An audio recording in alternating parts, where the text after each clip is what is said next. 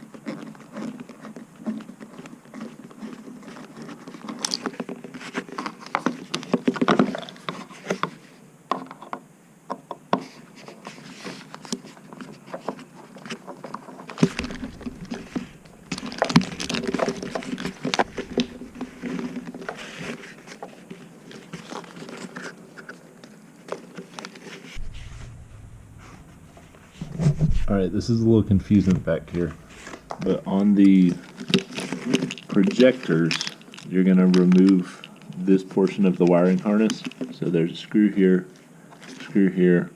and a screw here to hold on this relay.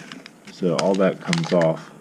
That's simple. What's confusing is this part. So the green wire is going to be what determines whether or not this is set up to have a sequential turn signal or a standard or non-sequential turn signal. I like the standard turn signal because I'm not 15. So in this case, I'm going to leave the green wires connected. If you were to unplug these two, that would make it sequential. And then the DRL tap is going to plug into this. So on your blue wire, you have to take that off, and that tap will plug in there.